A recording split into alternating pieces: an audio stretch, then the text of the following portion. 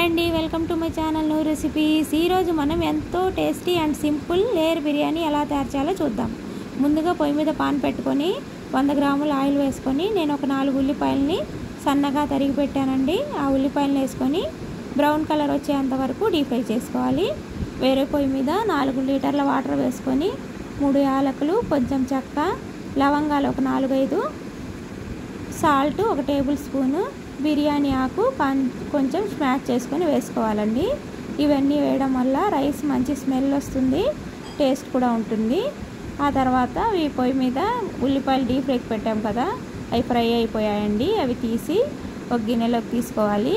తీసుకొని మిగిలిన ఆయిల్ ఉంటుంది కదా, దాంట్లో నేను చికెన్ మ్యాగ్నేట్ చేసి పెట్టుకున్నానండి. ఆ మ్యాగ్నేట్ చేసుకున్న చికెన్ని వేసుకోవాలి.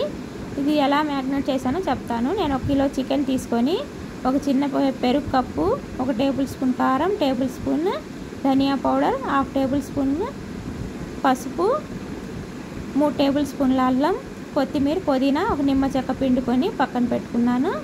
సాల్ట్ కూడా 1 టేబుల్ స్పూన్ కలిపానండి. ఆ తర్వాత టమోటాలు ఒక 3 పెద్ద సైజు టమోటాలని కట్ చేసుకొని వేసాను. పచ్చిమిర్చి ఒక 4-5 కట్ చేసి వేసుకున్నాను. గరం మసాలా 1 టేబుల్ స్పూన్ వేసి బాగా కలిపి ఒక చికెన్ 50% ఉడికేంత వరకు మీడియం ఫ్లేమ్లో ఉడికించుకోవాలండి. మూత పెట్టేసేయాలి. ఆ తర్వాత వేరే పొయ్యి మీద వాటర్ పెట్టుకున్నాం కదా, అవి మరిగిపోయాయండి. నేను ఒక 3 గ్లాసుల బాస్మతి రైస్ని బాగా కడిగి నానబెట్టుకున్న బాస్మతి రైస్ని వాటర్ లేకుండా మరుగుతున్న వాటర్లో వేసుకొని బాగా కలిపి సాల్ట్ సరిపోయిందో లేదో చూసుకొని 1 టేబుల్ స్పూన్ సాల్ట్ వేసుకోవాలి.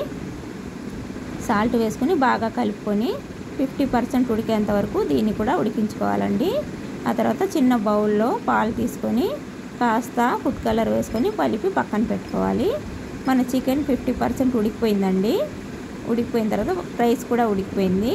ఆ ఉడికిన రైస్ని కూడా లేయర్ లాగా చికెన్ పైన వేసుకోవాలి. లేయర్ లాగా వేసుకొని మనం డీప్ ఫ్రై చేసి పెట్టుకున్నాం కదా, ఉల్లిపాయల్ని కూడా పైన వేసుకొని కొత్తిమీర, పుదీనాని వేసుకొని మళ్ళీ ఇంకొక లేయర్ కూడా అలాగే రైస్ని వేసుకోవాలండి. రైస్ని వేసుకొని కొత్తిమీర, పుదీనా సేమ్ ఇలాగే వేసుకొని కాస్త నిమ్మరసం పిండుకొని నెయ్యి ఒక 2 టేబుల్ స్పూన్ నెయ్యి వేసి ఫుడ్ కలర్ మనం తయారు చేసి పెట్టుకున్నాం కదా, ఆ ఫుడ్ కలర్ను కూడా లేయర్ లాగా వేసుకొని మూత పెట్టి ఒక 20 మినిట్స్ పాటు లో ఫ్లేమ్లో బాగా మగ్గాలండి. లో ఫ్లేమ్లో మగ్గితే చికెన్ చాలా సాఫ్ట్గా ఉంటుంది, రైస్ కూడా బాగా స్మూత్గా ఉంటుంది, టేస్టీగా కూడా ఉంటుంది. ఆ తర్వాత మూత పెట్టేసి ఒక 20 నిమిషాల పాటు మగ్గనివ్వాలి. ఇది చాలా సింపుల్ ప్రాసెస్ అండి. చాలా మసాలాలు కూడా ఎక్కువ పట్టవు, చాలా సింపుల్గా అయిపోతుంది. చూసారు కదా, ఎంతో tasty yummy and layer biryani తయారైపోతుందండి. ఒక వైపు నుంచి తీసుకోవాలి. తీసుకొని బౌల్లోకి తీసుకుంటే చికెన్ కూడా చాలా సాఫ్ట్గా ఉడికిపోయిందండి.